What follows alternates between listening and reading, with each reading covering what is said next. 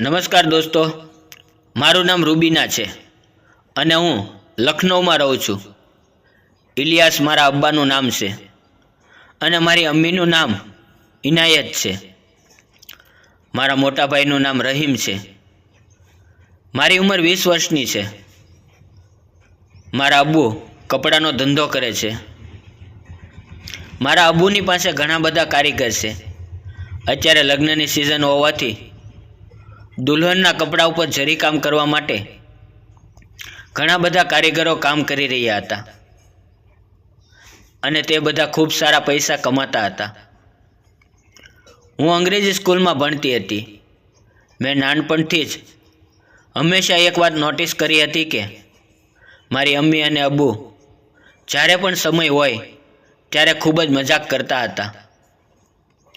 હું જ્યારથી સમજવા લાગી ત્યારથી હું જોઉં છું કે મારી અમ્મી અને અબ્બુ ખુલ્લમ ખુલ્લા મોજ મસ્તી કરતા.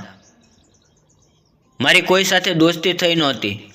મારે કોઈ સ્કૂલમાં પણ ફ્રેન્ડ ન હતું અને પાડોશીમાં કોઈ પણ ન હતું. મને ખૂબ ડર લાગતો હતો. એટલે અમે ત્રણેય ભાઈ બહેન એકબીજા સાથે જ આનંદ કરતા અને રમતા રહેતા. અને મારી આ એકલતાનો ફાયદો અમારા ઘરમાં કામ કરવા માટે આવેલા એક કારીગરે ઉપાડ્યો. અમારા ઘરમાં 5 રૂમ હતા. ઉપરના 2 રૂમની અંદર અમે લોકો રહેતા હતા અને નીચેના 2 રૂમમાં કારીગર બેસીને કામ કરતા હતા. અને એક રૂમને મારા અબ્બુએ દુકાન બનાવી હતી. કારીગરને ચા પાણી અને જમવાનું અમે લોકો આપતા. ક્યારેક મારો ભાઈ તેને જમવાનું અને ચા પાણી આપવા જતો તો ક્યારેક મારો વારો આવતો. એક કારીગર હતો, તેનું નામ ફરીદ હતું. ફરીદને મેં મારી અમ્મી સાથે કામ કરતા જોયો હતો અને તેને તે વાતની જાણ હતી. એટલે તે હંમેશા મારી તરફ ઘૂરી ઘૂરીને જોતો. 1-2 વખત જ્યારે હું જમવાનું આપવા ગઈ તો તે મને ટચ પણ કરી લેતો. હજી મારી ઉંમર નહોતી, પરંતુ હું ઘરમાં જે જોતી તેના હિસાબે મને બધી વસ્તુની ખબર હતી અને જ્ઞાન થઈ ગયું હતું. એક દિવસ હું કારીગરને ચા આપવા માટે ગઈ તો ફરીથી રૂમમાં તે નહોતો. મેં તેને ચા ત્યાં મૂકી અને હું જેવી પાછી જવા લાગી તો તે બહારથી અંદર આવ્યો અને મને કહેવા લાગ્યો કે તે મને પસંદ કરે છે. હું કંઈ બોલું તે પહેલાં જ તેણે કહ્યું, જો મારી શાદી થઈ નથી. હું ફક્ત તેને જોઈ રહી હતી. હું સમજી નહોતી શકતી કે હું શું કરું. હું મારા રૂમમાં આવી અને મારા પલંગ ઉપર બેઠા બેઠા વિચારવા લાગી કે હું શું કરું. બપોરની ચા મારી અમ્મી દેવા માટે ગઈ. હું ઉપર ઊભા જોઈ રહી હતી. મારી અમ્મીની સાથે ફરીદે લાંબા સમય સુધી વાતો કરી. મને ખબર નહોતી કે તે શેની વાતો કરે છે. બીજે દિવસે સવારે મારી અમ્મીએ કહ્યું કે અમે લોકો બહાર જઈએ છીએ.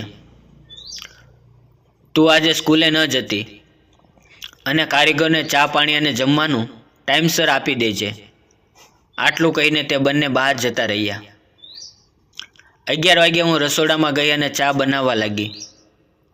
ત્યાં અચાનક ફરીદ ઉપરથી આવ્યો. તે મારી પાસે આવીને ઊભો રહ્યો. તે કંઈ બોલ્યો નહીં. તેની આંખોમાં આજે નશો હતો. હું મારા રૂમમાં બેસીને ચા પીતા પીતા ટીવી જોઈ રહી હતી.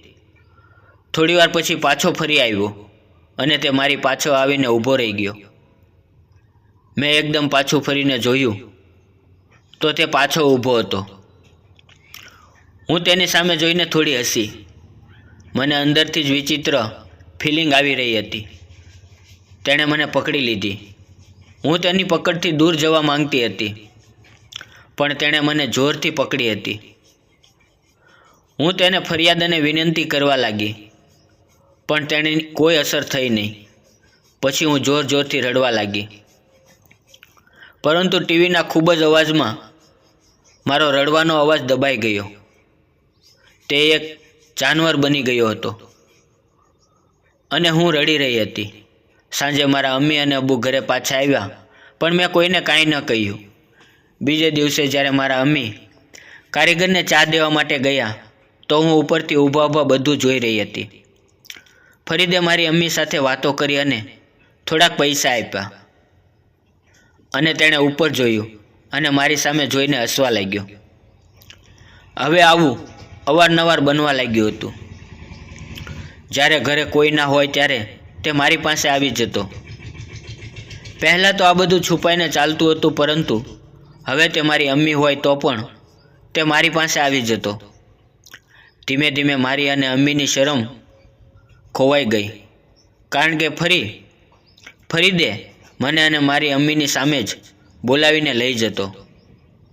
એક દિવસ મારી અમ્મીને ખૂબ જ તાવ આવ્યો હતો, એટલે મેં તેને કહ્યું કે તમે મારા રૂમમાં સૂઈ જાઓ, કારણ કે અબ્બુ જ્યારે આવશે તો એસી ચાલુ કરીને સૂઈ જશે અને તમને તે માફક નહીં આવે.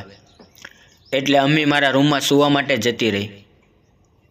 હું પણ જમ્યા પછી મારી અમ્મીના રૂમમાં સૂઈ ગઈ. સાંજે મારા અબ્બુ ખૂબ જ શરાબ પીને ઘરે આવ્યા.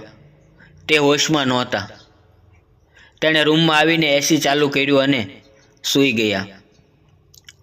સવારે જ્યારે અબ્બુ જાગ્યા ત્યારે મેં તેને મારી બધી જ હકીકત જણાવી દીધી કે અમ્મી અને ફરીદે મારી સાથે શું કર્યું છે. મારા અબ્બુએ ફરીદને બોલાવ્યો અને એને થોડો માર મારીને ઘરેથી કાઢી મૂક્યો, અને પછી તેણે મારી અમ્મીને પણ ખૂબ જ વિચિત્ર રીતે ઠપકો આપ્યો. મિત્રો, તમારી સાથે જો કોઈ પણ વિચિત્ર કામ થતું હોય તો તમારે અવશ્ય તમારા પરિવારને જાણ કરવી જોઈએ. પરિવારની અંદર કોઈ એવો વ્યક્તિ હોય છે જે તમારી વાતને જરૂર સમજી શકે છે.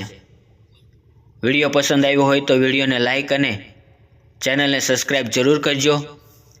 આપણે ફરી મળશું આવતીકાલે એક નવા વિડીયોમાં. ત્યાં સુધી આવજો. વિડીયોમાં આવેલા નામ, પાત્ર અને ઘટના ફક્ત કાલ્પનિક હતા. તેનો કોઈ પણ વ્યક્તિ, ધર્મ કે જાતિ સાથે સંબંધ નથી. આ વિડીયો ફક્ત ને ફક્ત મનોરંજન માટે બનાવવામાં આવેલો હતો. વિડીયો પૂરો જોવા બદલ ધન્યવાદ.